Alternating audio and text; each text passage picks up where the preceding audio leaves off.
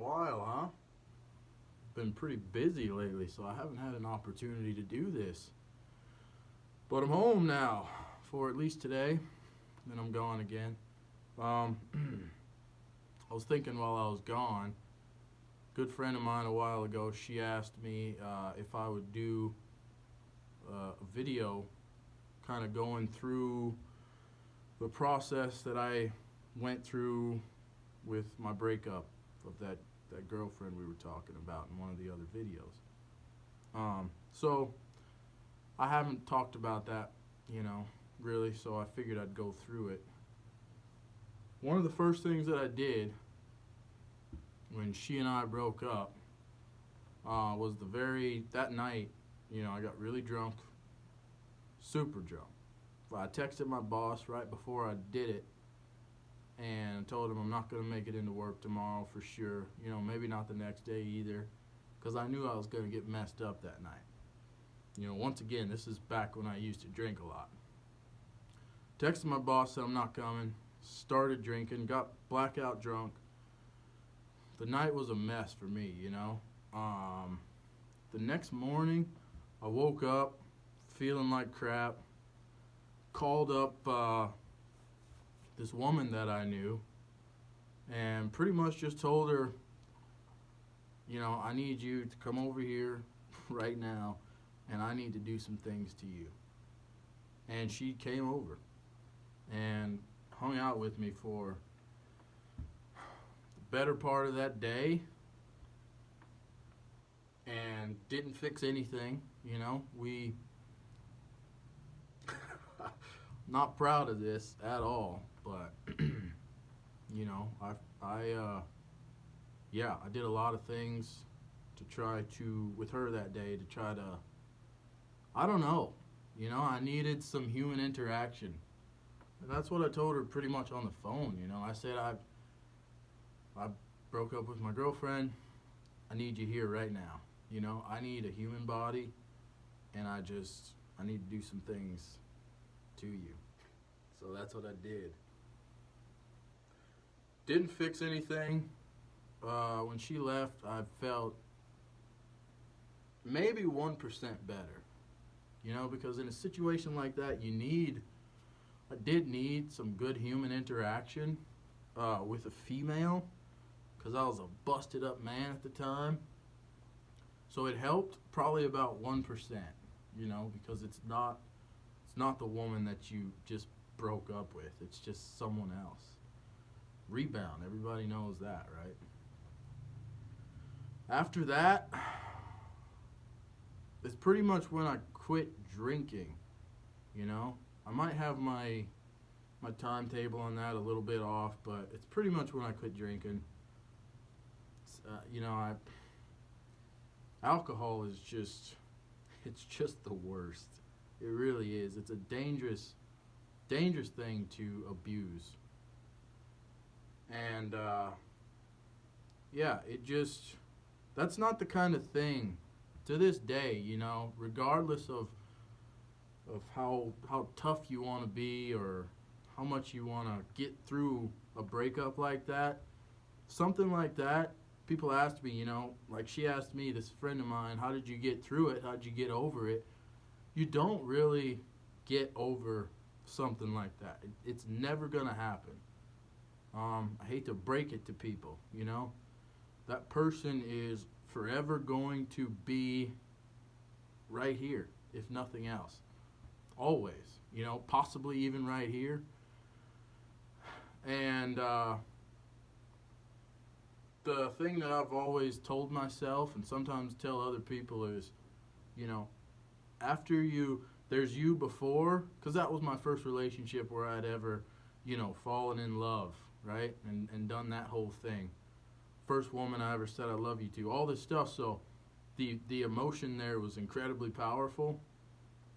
And after that, there's people say it, there's you before that, and then there's you after that, right? So after that, I'm of the opinion that you get one opportunity in life to truly fall in love with someone. You know, as smushy and as freaking weak or whatever that sounds, you get one opportunity to do it. For me, it's been one opportunity, and everything after that, like any relationships I've tried to get into after that, it's more or less, it's like a game of chess all of a sudden. And you're constantly watching that individual and you're going, you know, what's their next move? You're trying to think, you know, you can no longer live freely in that moment with that person because you have the knowledge of what could potentially happen and how you could potentially feel from this situation. So instead of, you know, diving head first into these relationships, you approach them very cautiously, and it's like I said, it's like a game of chess. You know, you're trying to think, you know, what piece of my life is she going to take off of the board, you know? When is she going to checkmate me and she's going to have me screwed, you know, and she's going to ruin my life, you know? Like, when is she going to put me in this position where I can't move, you know? I'm frozen here, you know? I don't have my freedom anymore. Like, it's just a mental game, you know? So I'm strongly of the opinion, and this is because probably personally I haven't fallen in love again. That's for damn sure. So I'm of the opinion, you know, you get one opportunity to do it to the extent where you're love blinded. You know, you're clueless. You know, and then everything after that, it's that game. And no matter how hard you try to fight it, that's the one thing about life. Knowledge, it doesn't necessarily ever go away from you. Once you know something, you have the knowledge of something, you know, you can't just unknow it. Unless you have some kind of brain injury and your brain doesn't remember that thing, you know. So I can't forget what I went through with that. So it's almost impossible to go into another relationship and just, I'm here, I'm willing, I'm committed, I'm this and that, you know. And once again, this is just because I haven't gotten there. I've never even come close, you know, since that first woman to being in love.